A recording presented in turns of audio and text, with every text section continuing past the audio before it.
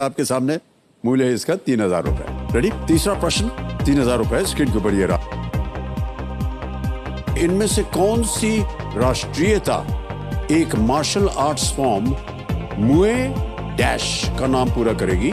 Which of these nationalities completes the name of the martial arts form Muay dash? Option रखता हूं आपके सामने। A Korean, B Welsh, C Thai और is it D Dutch? Korean, Welsh, Thai या Dutch? C Thai. C को lock कर दिया जाए। बिल्कुल सही जवाब दिया आपने। वो थाई, थाईलैंड से आया एक मार्शल आर्ट्स है जिसे थाई बॉक्सिंग भी कहा जाता है। इसमें हाथों से ही नहीं पैरों से भी अटैक कर सकते हैं। और इनसे बेहतर और कौन होगा जो इसके बारे में इनको जानकारी हो, और इसका उदाहरण भी ये अपने सारी फिल्मों में करते हैं। अक्षय, जैसे कि सब लोग जानते हैं और मैं तो जानता ही हूँ, लेकिन हमारी जनता और हमारे जितने भी दर्शक हैं वो शायद ना जानते हो कि बहुत सी आपने क्लासेस शुरू की हुई हैं महिलाओं के लिए। पहले तो ये बताइए कि ये ख्याल आपको कैसे आया, और उसके बाद हम जानना चाहेंगे कि किस तरह आप ये क्लासेस को शुरू कर रहे हो, कैसे? 2012 में 16 दिसंबर को वो निर्भया केस हुआ था। जी जी। तो उसके बाद 2013 में मैंने वुमेन सेल्फ डिफेंस क्लासेस खोली थी। तो मेरा ये तरीका था कुछ कर दिखाने का, कुछ कर देने का। कई कई जगहों पे खोले, मुंबई में, थाने में, सूरत में, नवसारी में, उदयपुर, सिलगुड़ी, सब जगह पे मैंने क्लासेस खोली। आज 10 साल हो गए हैं। करीबन 90,000 women we have trained them. 90,000 महिलाएं ट्रेनिंग कर रही हैं। Yeah. क्या बात! And that also free of cost. बहुत अच्छी बात कही है।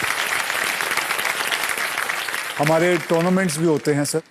मैं पूरे के पूरे इंडिया के करीबन 5,000 ब्लैक बेल्ट्स को मैं एक जगह बुलाता हूं और उनका कंपटीशन होता है। ओह, ओके। फिर उनको सर्टिफिकेट मिला जाता है, मेडल दिया जाता है, और सर मैं उनको कैश प्राइज भी देता हूँ। Okay. बिकॉज घर में जब वो चेक लेके जाते हैं घर पे, अपने माँ बाप को देते हैं, तो वो मुझे मालूम है कि मैंने जब कंपटीशन जीता था तो मुझे भी पैसे मिले थे। तो मेरे माँ बाप ने मुझे बोला मेरे कमाऊ पुत्र आया है। कमाऊ पुत्र आया है। एक चीज हम पूछना चाहेंगे, बुरा मत मानिएगा जी। तो कोई ऐसी टेक्निक आप अभी यहाँ हमको दिखा सकते हैं जो कि हमारी जितनी भी महिलाएं बैठी हैं और जितने भी दर्शक देख रहे हैं वो समझ सकें कि आप क्या सिखाते हैं उनको? हाँ, मैं जरूर बता सकता हूँ। बेसिकली जब एक लड़की का, एक औरत का सामना किसी आदमी से हो जिसके इंटेंशंस गलत हो, तो दिमाग में क्या हो जाता है, वो औरत शी फ्रीजेस। मैं जो सबसे इंपॉर्टेंट चीज जो हमारे क्लासेस में समझाता हूं कि don't freeze, that is the time when you have to be very active. जी। सो वी टीच देम कि सबसे पहले, जैसे अभी मैं किसको बुलाना चाहूंगा, कौन आना चाहेगा? उदाहरण के तौर पे कोई आ सकता है। आ जाइए, आप आ जाइए। आप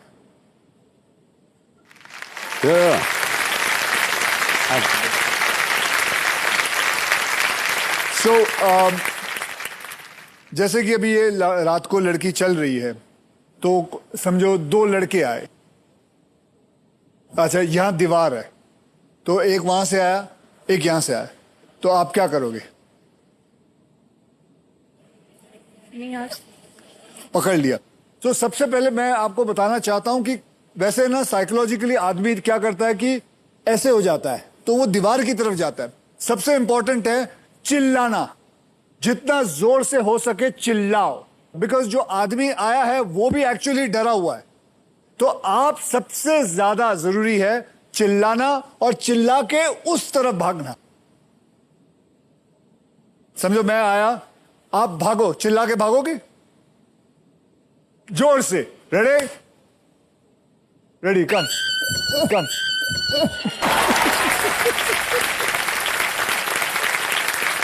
ये देखिए, ये आप लोगों को मजाक लगेगा, बट एक्चुअली चिल्लाना is the one of the best self defence.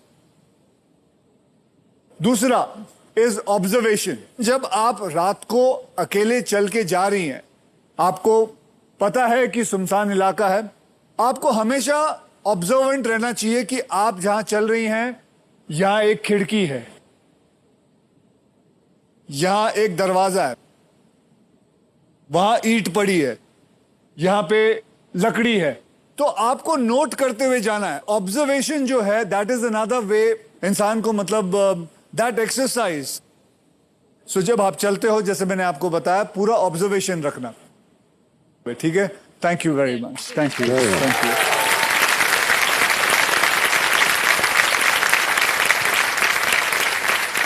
Thank you so much Akshay, बहुत बहुत धन्यवाद आपका, बहुत सारी इंपॉर्टेंट चीजें बता दी आपने। ऑलराइट, आगे चलते हैं। प्रकाश सिंह जी और अक्षय, 3 प्रश्नों का सही उत्तर हो गया। अब आ गया है चौथा प्रश्न। रेडी? चौथा प्रश्न 5,000 रुपए आपके स्क्रीन के ऊपर ये रहा।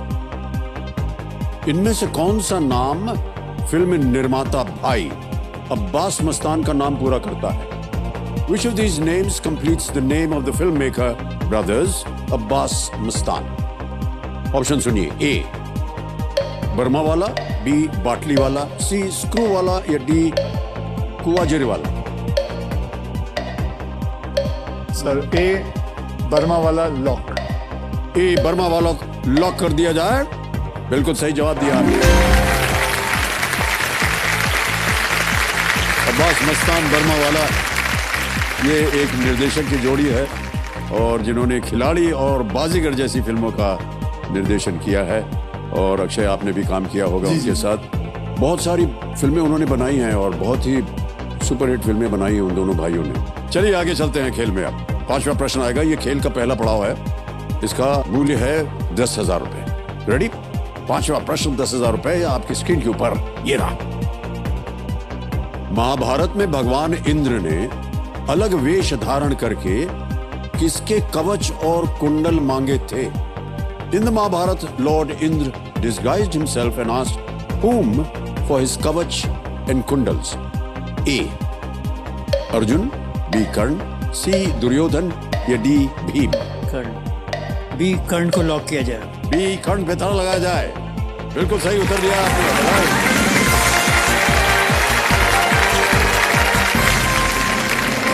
कर्ण के कुंडल उन्हें अजय बनाने में सहायक थे। कर्ण ने कभी भी याचकों को ना नहीं कहा था, इसलिए अर्जुन का पक्ष लेने वाले भगवान इंद्र ने कर्ण से उनके कुंडल और कवच भी मांग लिए। प्रकाश जी, आपसे बहुत सारी जानकारी हम जानना चाहेंगे। एक बहुत ही प्रथम भूमिका आपने निभाई है आतंकवादियों से लड़ने की, टेररिज्म के खिलाफ। जब टेररिज्म की बात आती है तो आप बता सकेंगे हमें कि बहुत सबसे ज्यादा जिसमें आपको चैलेंजिंग लगा, आपके सामने किस तरह की चुनौतियां आई भारत को लेकर? देखिए, ऐसे आतंकवाद से तो कुछ भाग्य कहिए, दुर्भाग्य कहिए जी, एक न एक क्षेत्र जहां आतंकवाद से प्रभावित थे, मेरी पोस्टिंग एक के बाद एक होती रही और मेरे जीवन के करीब 12 वर्ष ऐसे ही क्षेत्रों में मेरी नौकरी बीती। पर आतंकवाद की दृष्टि से सबसे भयंकर स्थिति का जो मुझे सामना करना पड़ा और जहां मुझे ऐसे अनुभव हुए जिसको मैं कभी ज़िंदगी भर नहीं भूल पाऊंगा, वो रहा पंजाब में। 87 to 91 का वो पीरियड ऐसा था जब पंजाब आतंकवाद की आग में जल रहा था। और अभी मैं नया बॉर्डर सिक्योरिटी फोर्स में इंडक्ट हुआ था और मैं एक जूनियर आईजी था। पर पंजाब जल्दी लोग जाने को नहीं तैयार होते और मेरी ये था कि भाई इनको जहाँ भेजोगे चले जाएंगे। तो मुझे बुला के डीजी ने कहा कि भाई हमें पंजाब में एक आईजी चाहिए और हम समझते हैं कि तुम उसके लिए उपयुक्त रहोगे। तो मैंने पंजाब के लिए हाँ कर दी। पंजाब में गया मैं 4 साल, मैं पूरा एक संघर्ष में, पता दिन रात हमेशा बस लड़ाई ही थी। यूँ समझिए कि जब मैं बीएसएफ कैंपस जलंधर से बाहर निकलता था तो मन में हमेशा एक भावना था, एक बार ये आता था ख्याल कि मैं वापस लौटूंगा कि नहीं लौटूंगा। बहुत से लोग जिन्होंने पंजाब का आतंकवाद नहीं देखा वो उसकी गंभीरता का अंदाज भी नहीं लगा सकते। पर खैर ईश्वर की दया रही और हम लोगों ने संघर्ष करते रहे। उस समय बड़ी भारी समस्या ये थी कि पंजाब से पाकिस्तान जाते थे, वहाँ उनको ट्रेनिंग मिलती थी, फिर हथियार, रसद, गोला बारूद लेके हिंदुस्तान आते थे और यहाँ पे एक आतंक मचाते थे। ये समस्या इतनी गंभीर, मेरे ऊपर बड़ा प्रेशर पड़ रहा था कि भाई प्रकाश, ये आतंकवाद कम नहीं हो रहा है। मेरे ऊपर बहुत प्रेशर पड़ा कि भाई ये तो पाकिस्तान जाना बंद करो कैसे। मैंने कहा भाई देखो, 1-1 इंच पे ज़मीन पे तो बीएसएफ के जवान लग नहीं सकते, उनके हमेशा नाका के बीच में फासला होता है और रात को कब कौन किधर से निकल जाए पता नहीं चलता। फिर मैंने बहुत सोचा, मैंने कहा कि इसकी तारबंदी की जाए, फेंसिंग की जाए जी। और ये प्रस्ताव मैंने सिद्धार्थ शंकर रे थे गवर्नर, उनके सामने रखा, उन्होंने चिदम्बरम साहब के सामने रखा जो मिनिस्टर फॉर इंटरनल सिक्योरिटी थे, और सबको ये बात पसंद आई कि हाँ यहाँ फेंसिंग लगाई जाए। फिर उन्होंने मुझे जिम्मेदारी दी कि फेंसिंग के डिज़ाइन बनाओ, वो CBWD से हम बनवाएंगे। हम सब लोगों ने जो बैठ के विचार विमर्श किया और फिर हम लोगों ने अपनी डिज़ाइन खुद बनाई, जो मैं बड़े गर्व से कहूँगा कि वो उस समय जो फेंस उस डिज़ाइन के अनुसार बनी, वो उस समय दुनिया की सबसे अच्छी फेंस थी। Yeah, well done.